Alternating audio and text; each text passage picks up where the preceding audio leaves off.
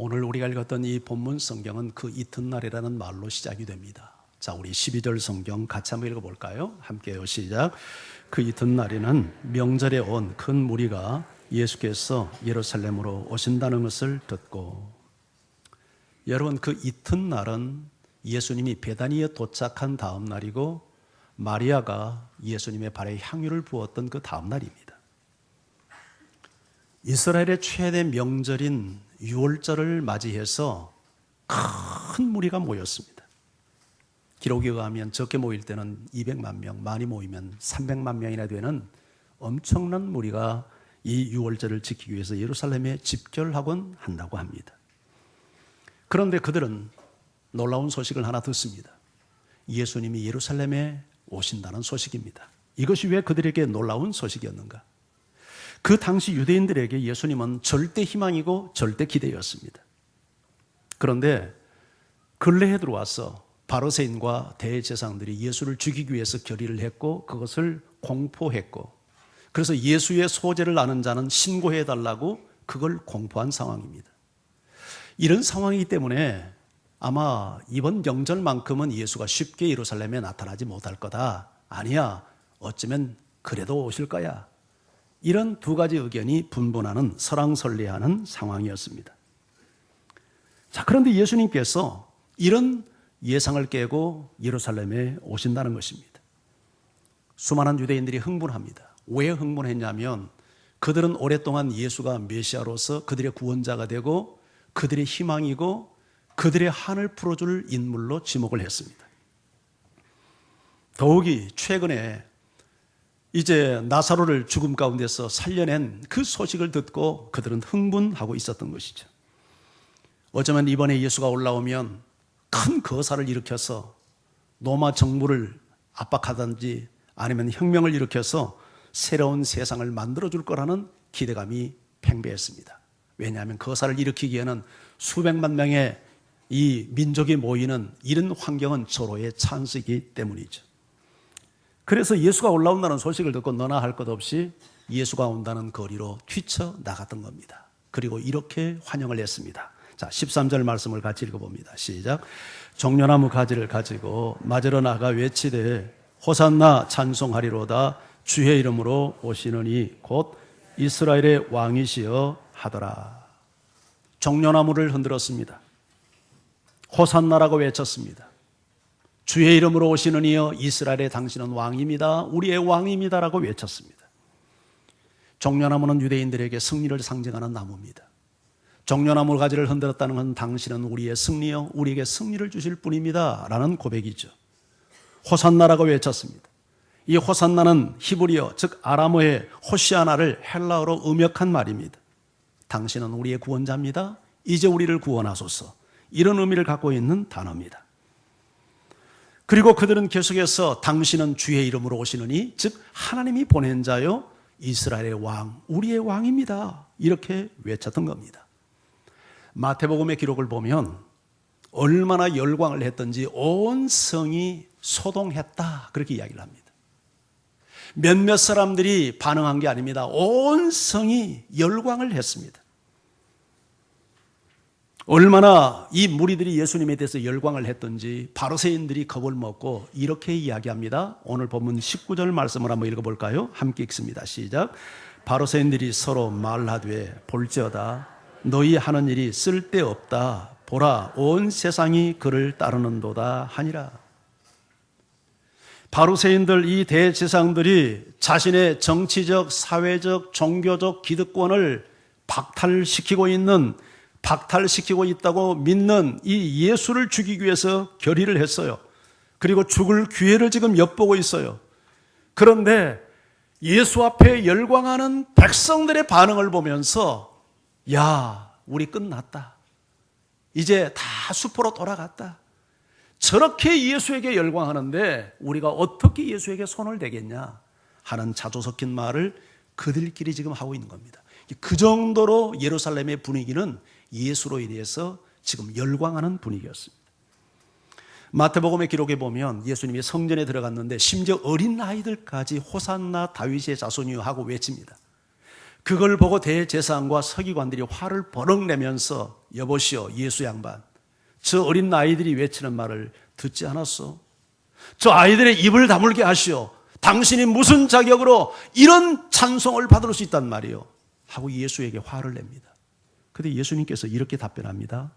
너희는 어린 아기와 젖먹이들의 입에서 나오는 찬미 소리를 온전케 하셨다는 말씀을 읽어보지 못하였느냐? 만약 이들이 잠잠한다면 돌들이 소리를 지를 거다. 예수님을 향하여 호산나, 당신은 구원자입니다. 당신은 우리를 구원할 뿐입니다. 당신은 승리자입니다. 당신은 이스라엘의 왕입니다. 외치는 무리들의 어린아이들의 소리를 용납하는 거죠. 공인해 주신 거죠. 인정한 거죠. 이러한 예수님의 행보는 얼마 전 요한복음 6장에 나타난 이 예수님의 행동과는 사뭇 다른 행동을 하고 있는 것을 볼 수 있습니다. 요한복음 6장에서 예수님은 오병이의 기적을 갈릴리 들판에서 행했죠. 그때 수많은 무리들이 그 기적을 보고 열광합니다. 이분이 우리의 왕이 되어야 될 분이라고. 그래서 억지로 예수님을 왕 삼으려고 했어요. 그런데 예수님은 손사리를 치지 않습니까? 그리고 그 무리들을 다 흩은 다음에 예수님은 산으로 피하셨습니다.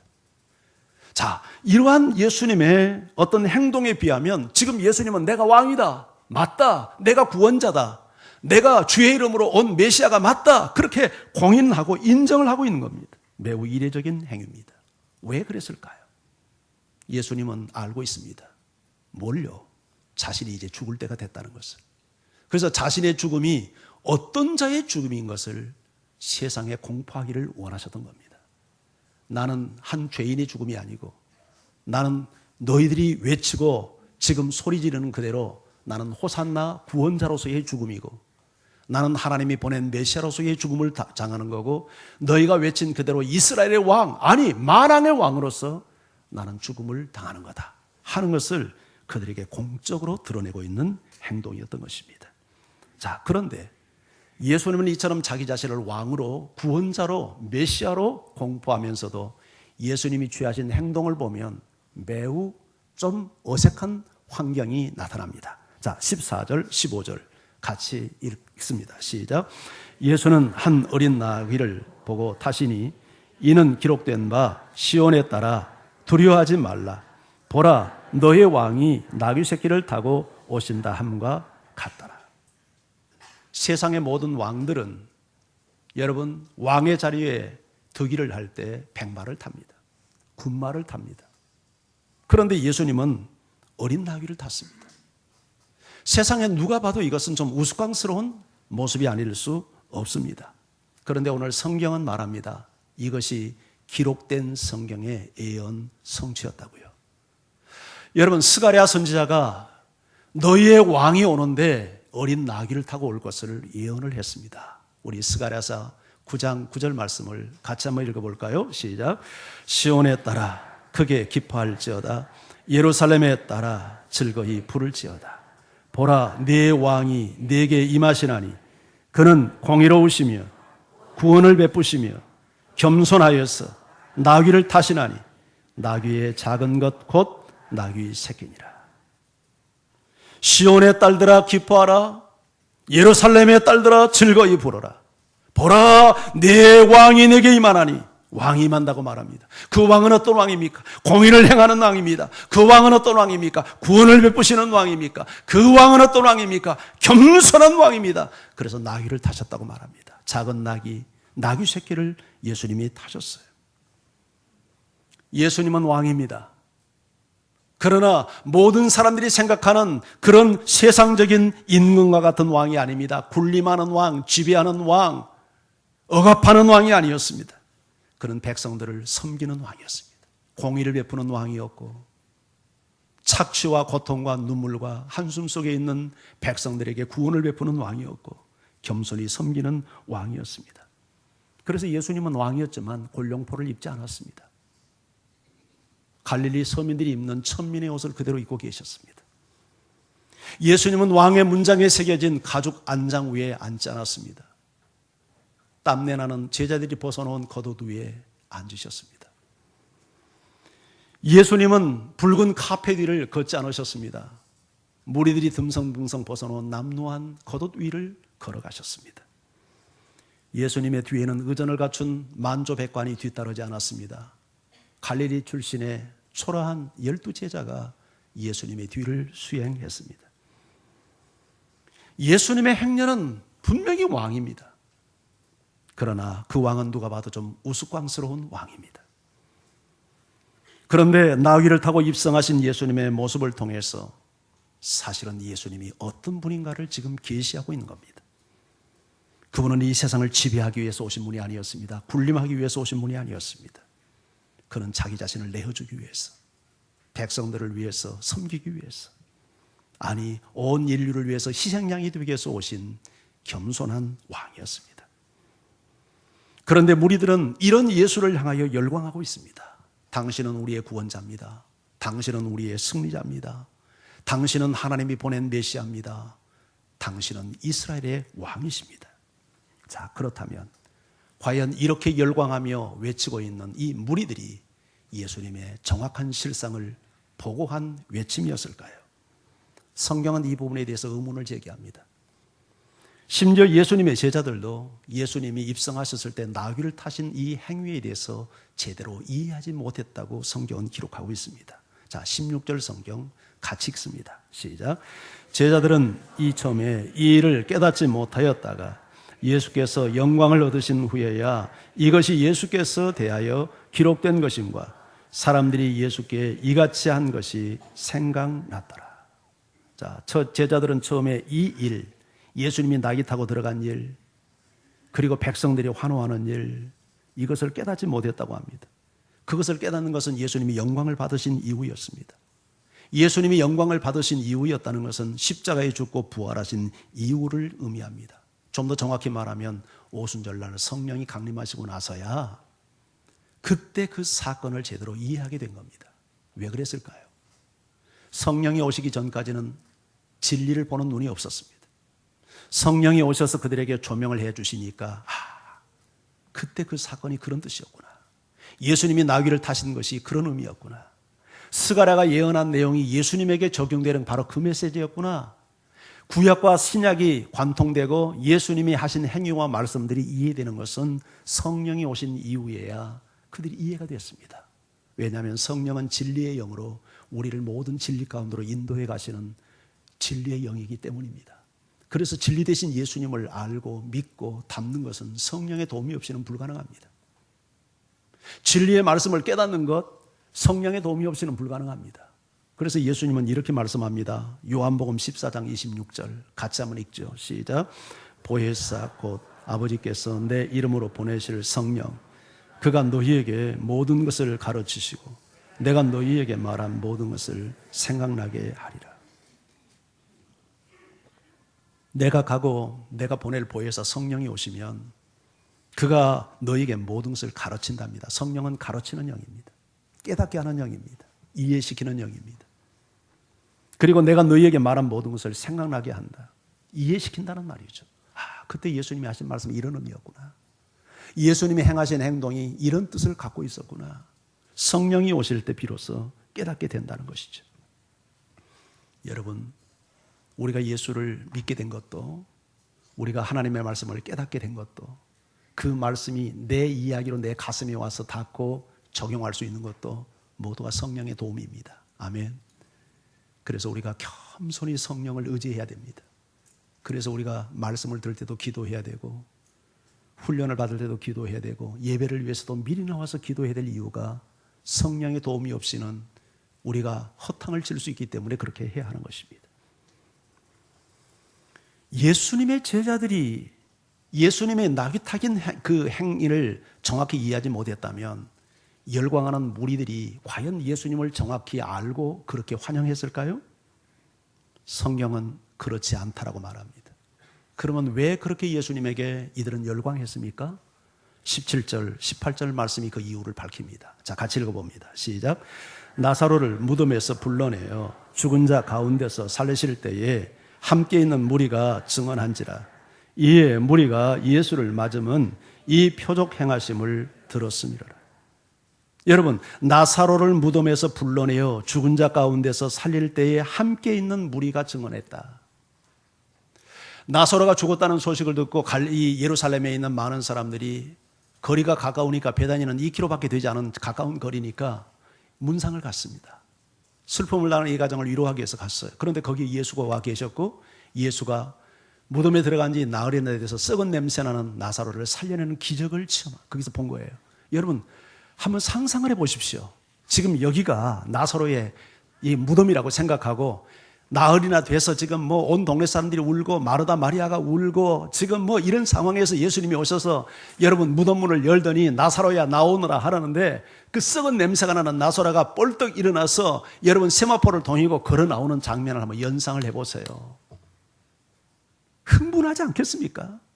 여러분 죽어서 나흘이나 된 자가 이제 막 죽어서 심장 떨어진 사람이 살아난 것도 아니고 죽어서 나흘이나 된 사람이 무덤문을 열고 나올 때 그 광경을 보는 사람들은 그 마음이 어떻겠어요? 아마 뭐 정말 뭐 뿅 갈 겁니다. 세상 말로. 그런 상황이 좀 벌어진 겁니다. 그 사람들이 그 광경을 보고 돌아와서 만나는 사람마다 이야기하지 않겠습니까? 세상에 내가 문상 갔다가 세상에 이런 꼴을 봤네 하면 이런 일을 봤네 하면서 죽어서 나흘이 돼서 썩은 냄새가 나는 나사로를 예수가 살렸어. 그동안에도 예수에 대한 소문이 팽배했고 3년 동안 사역을 하면서 오해도 있었지만 얼마나 많은 기적들을 행하며 사람들은 예수에게 주목했습니까? 그런데 나사로 살리는 사건이 결정적 사건이 돼서 맞아. 이분이 우리가 기다리는 메시아가 맞아. 그분이 오시면 우리를 구원할 거야. 그분이 우리에게 승리를 줄 거야. 그분이 우리의 왕이 되어야 돼.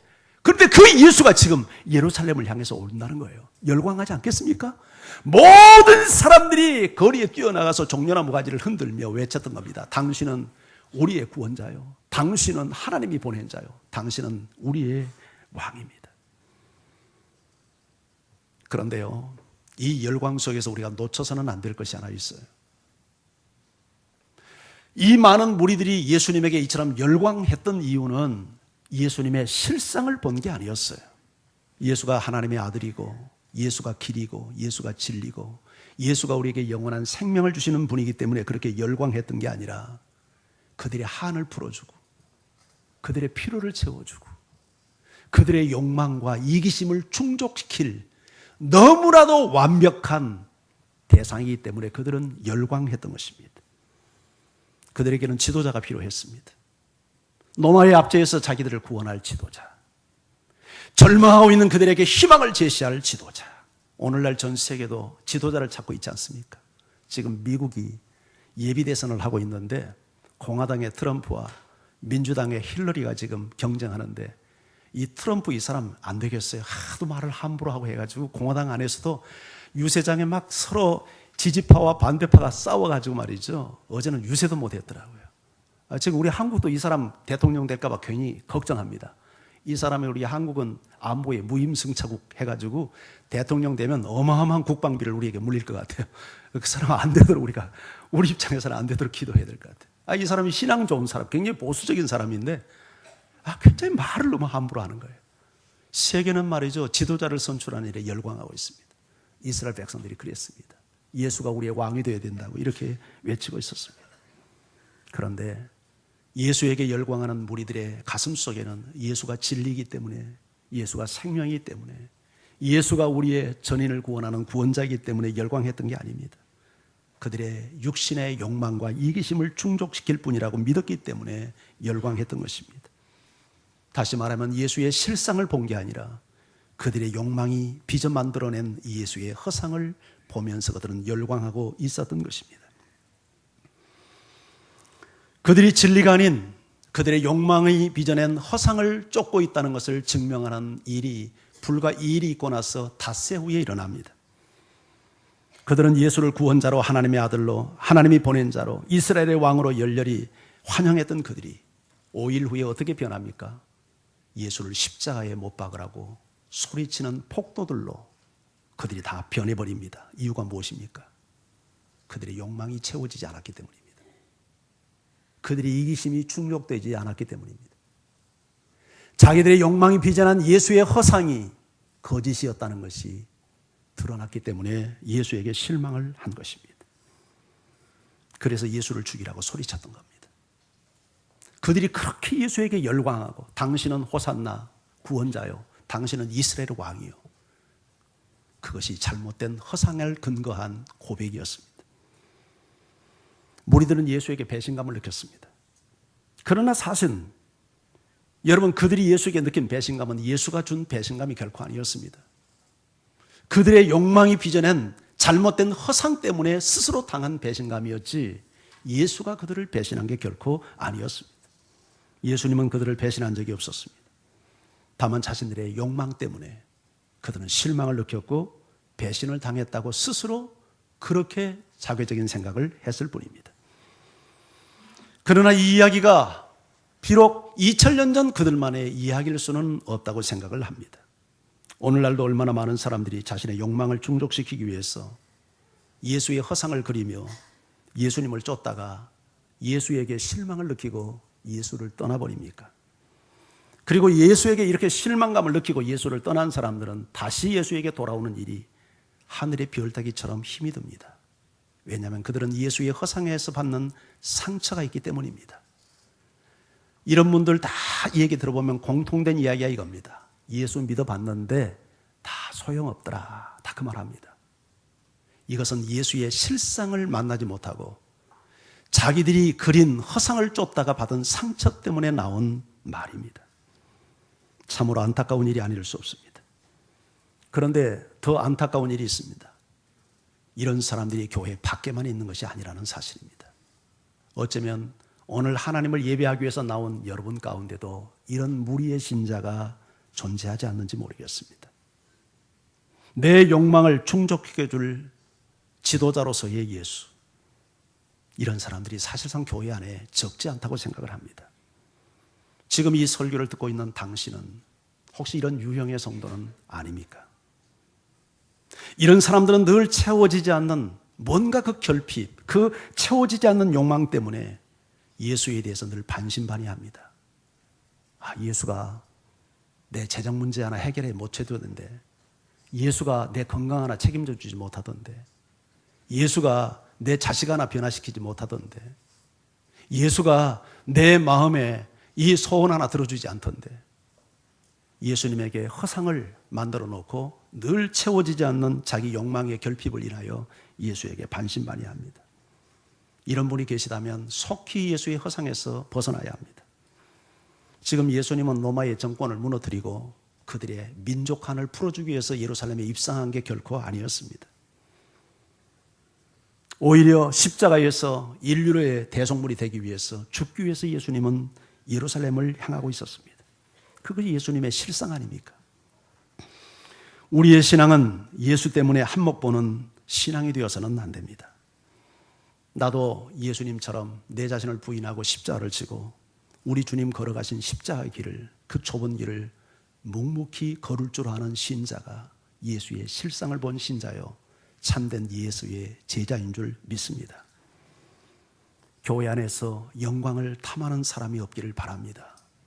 낮은 곳으로 가시기를 바랍니다. 모든 사람의 섬김을 받는 것을 기대하는 성도가 없기를 바랍니다.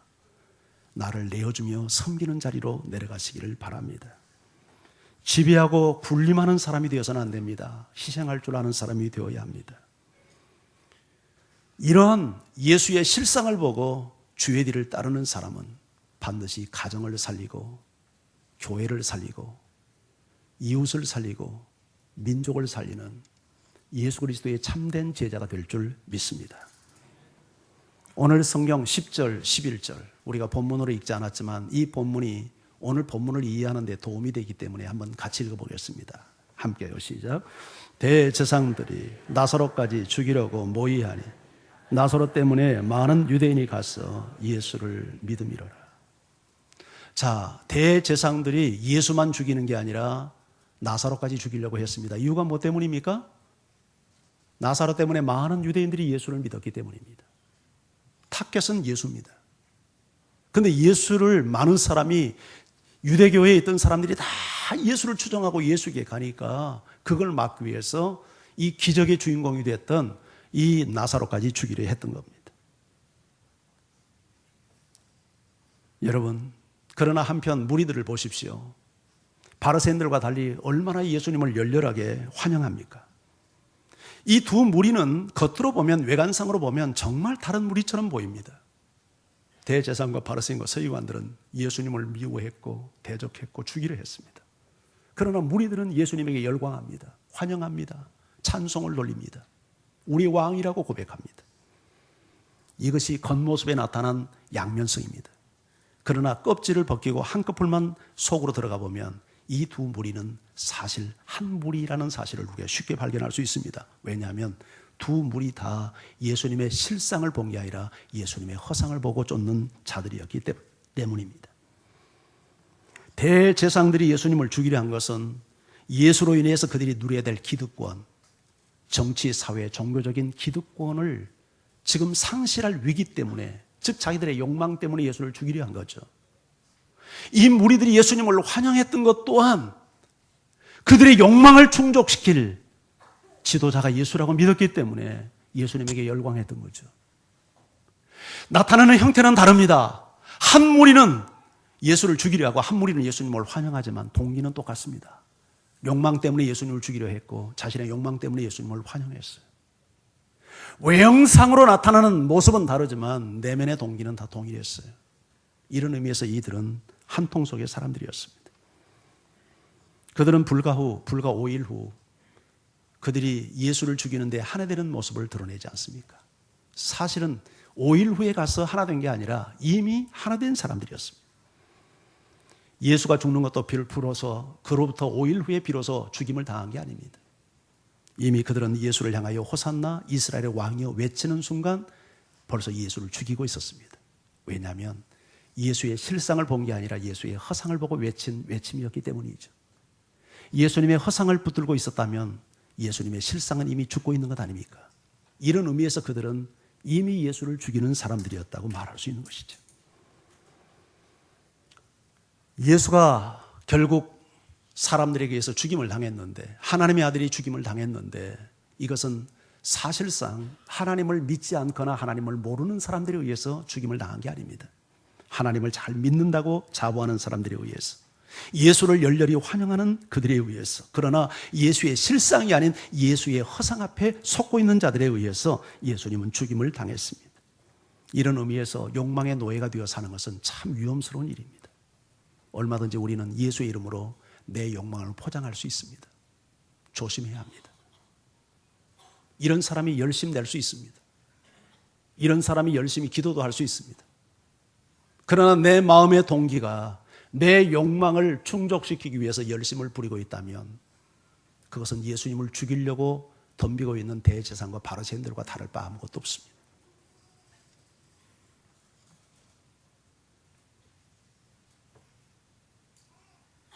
이런 사람들은 겉으로는 예수를 잘 믿는 것처럼 보여도 실상 예수의 이름으로 자신을 포장한, 자신을 숭배하는 우상 숭배자들에 불과합니다. 그러나 예수님은 세상의 사람들의 욕망을 채워주기 위해서 이 땅에 오신 분이 결코 아니었습니다. 반대로 그 욕망으로부터 우리를 해방시키기 위해서 예수님은 이 땅에 오셨습니다. 그래서 우리가 신앙생활을 바로 하려면, 예수님의 실상을 보고 예수님을 따르는 참된 제자가 되려고 하면 무엇보다도 우리 욕망의 문제를 해결해야 됩니다. 내 욕망을 십자가에 못 박아야 합니다. 그래서 예수님 말씀하지 않습니까? 네 자신을 부인하고 자기 십자가를 지고 나를 따르지 않는 자는 내게 합당치 않다. 자기 부인 없이, 자기 희생 없이 주님을 따를 수 없다는 것입니다. 사랑하는 성도 여러분, 예수의 이름으로 내 영광을 추구하고 세상의 성공을 갈망하고 내 욕망과 이기심을 충족시키는 이런 세속적 그리스도인이 아닌 진실로 예수님의 실상, 인류를 구원하기 위해서, 그 욕망으로부터 우리 인간을 해방시키기 위해서 십자가의 죽음을 당하기 위해서 올라가신 예수님을 따라가는 저와 여러분이 되시기를 주의 이름으로 축원합니다. 이 일은 우리의 개인의 능력 가지고 안 됩니다. 성령의 도움을 받아야 합니다. 진리 되신 성령께서 내 안에 오셔서 이 길을 걸어갈 수 있도록 은혜를 베풀어 주셔야 됩니다. 그래서 당신이 겸손하게 말씀 앞에 무릎을 꿇어야 되고, 그래서 당신이 겸손하게 기도하는 사람이 되어야 합니다. 성지 순례객들이 찾는 중요한 코스 중에 이집트의 시내산이 있습니다. 요새 이집트 상황이 안 좋아서 이집트에 들어가지 못해서 안타깝습니다.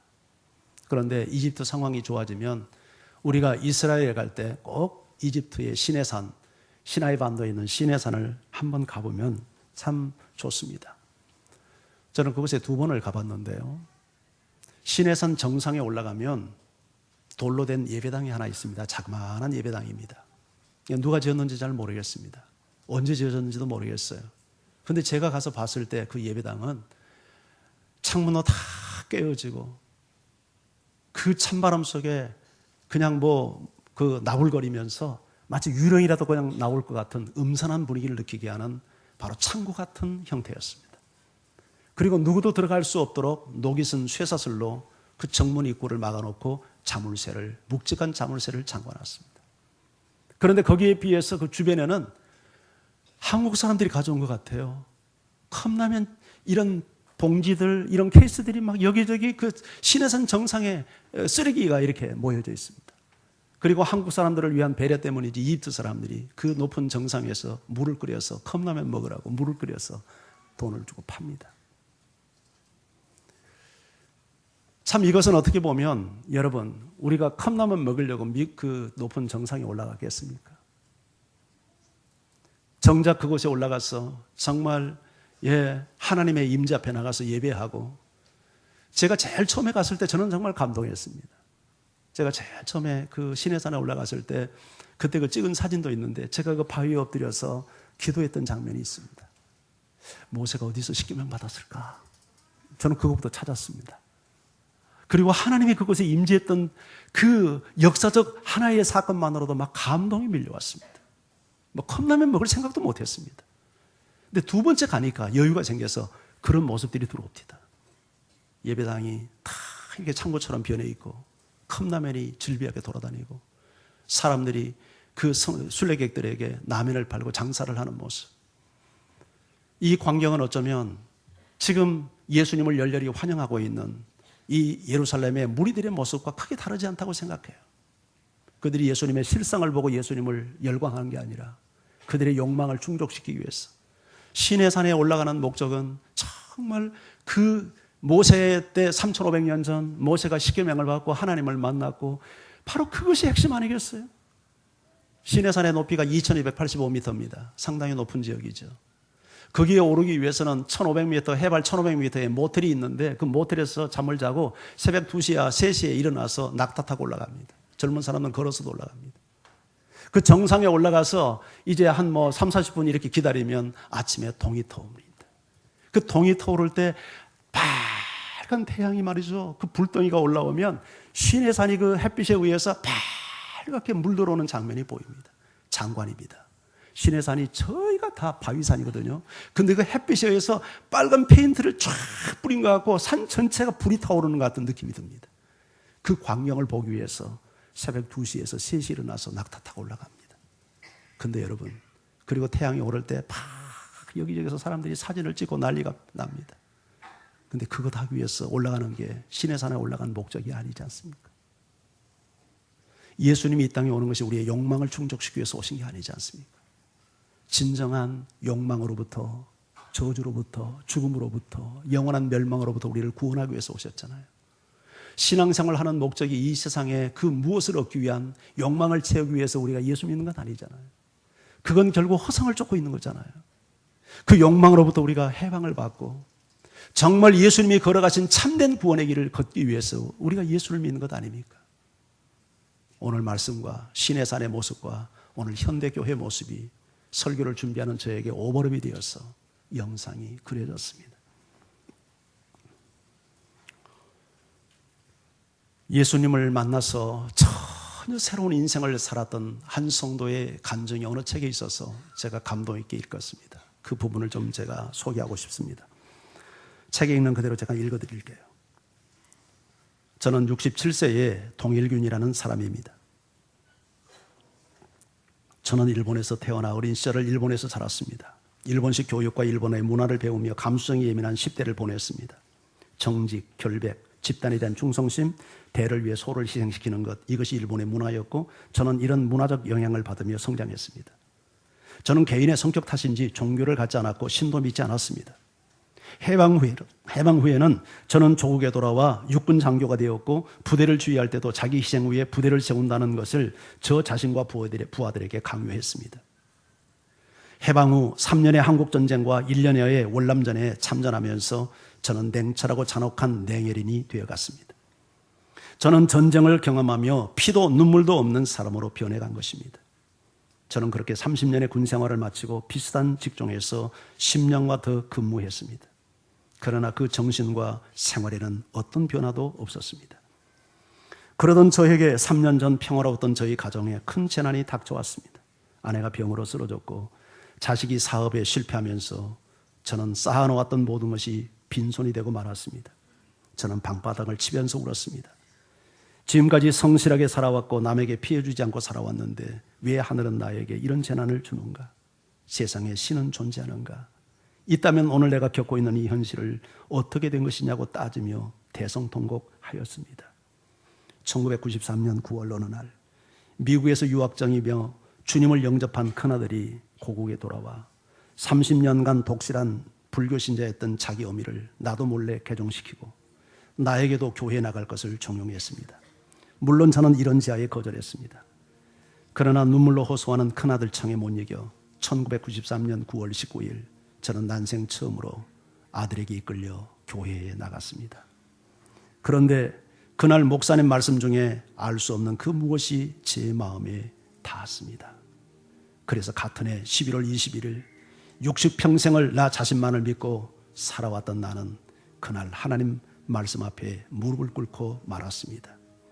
그날 저는 십자가를 지신 우리 주님의 그 위대한 사랑 앞에 굴복한 것입니다. 주님께 굴복하고 나니 그동안 그토록 하나님을 원망하며 지냈던 내 인생의 고난이 나를 바로 세우기 위한 하나님의 사랑이었음을 알게 되었습니다. 그렇게 주님을 만나고 나서 세상을 바라보는 제 눈에 큰 변화가 일어났습니다.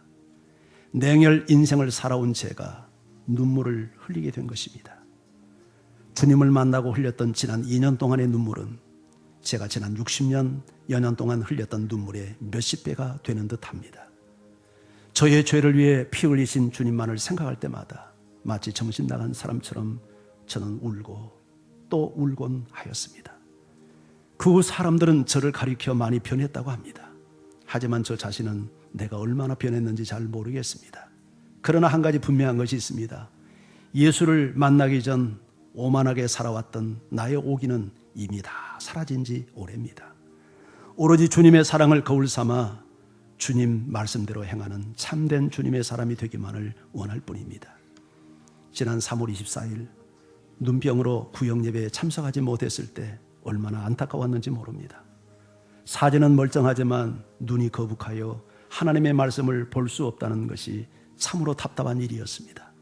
얼마 남지 않는 여생, 사랑하는 아내와 모든 식구가 오로지 주님만을 생각하며 살아가는 것이 이 노인의 유일한 소망입니다.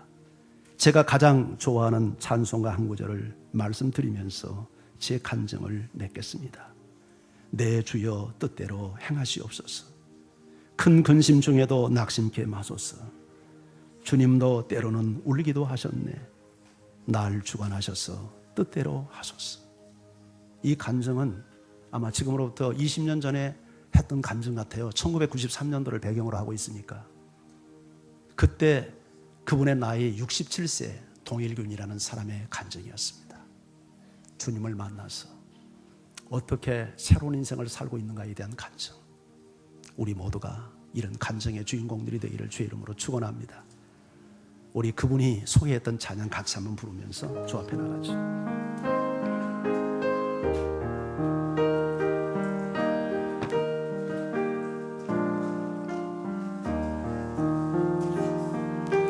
내 주여 뜻대로 행하시옵소서.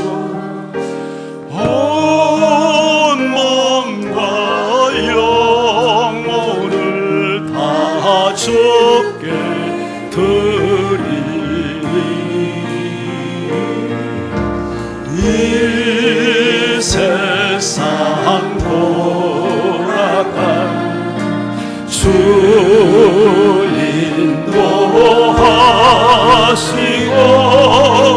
날 정함하셔서 뜻대로 하소서. 내 주여 뜻대로 행하시옵소서. 큰 근심 중에도 낙심케 마소서. 주님도 때로는 울기도 하셨네. 날 정함하셔서 뜻대로 하소서. 내 주여 뜻대로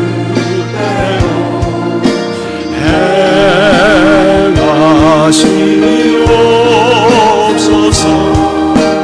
내 모든 일을 다 주께 맡기고 저 천성 향하여 고요히 가리니 살는지 죽은지 뜻대로 하소서. 기도하기 원합니다. 사랑하는 성도 여러분, 예수님을 죽이려고 하는 바리새인이나 예수님을 열광하는 무리들이나 겉모습은 다른 것 같지만 사실은 한 무리의 사람들입니다. 그들은 다 같이 예수님의 실상을 보지 못하고 예수님의 허상을 보기 있기 때문이고, 더군다나 자기 욕망을 예수의 이름으로 포장하여 접근하고 있는 사람들이기 때문입니다. 바리새인들은 예수님 때문에 자신의 기득권이 상실되는 것 때문에 화가 나서 예수님을 죽이려 했고, 무리들은 자신의 욕망을 충족시킬 대상으로서 예수가 적격이라고 믿었기 때문에 열광했습니다. 그러나 그것이 채워지지 않았을 때 그들은 돌변해서 폭도로 변합니다. 불과 5일 후에 말이죠. 여러분, 내 욕망이 빚어낸 예수의 허상을 그려서는 안 됩니다. 예수님은 이 세상에 우리 욕망을 충족시키기 위해서 오신 분이 아니라 욕망으로부터 우리를 자유케 하기 위해서 오셨습니다. 예수님은 십자가를 지기 위해서 가십니다. 인류를 구원하기 위해서. 그것이 예수의 실상이고, 예수를 믿고 따르는 것은 나 자신을 부인하고 십자가를 지고 주님의 뒤를 걷는 겁니다. 이런 믿음을 가질 때 우리 가정이 회복될 겁니다. 이런 믿음을 가질 때 우리 교회가 살아날 겁니다. 이런 믿음을 갖고 따를 때 우리 일하는 직장이 회복되고 세상이 변하는 역사들이 나타날 겁니다.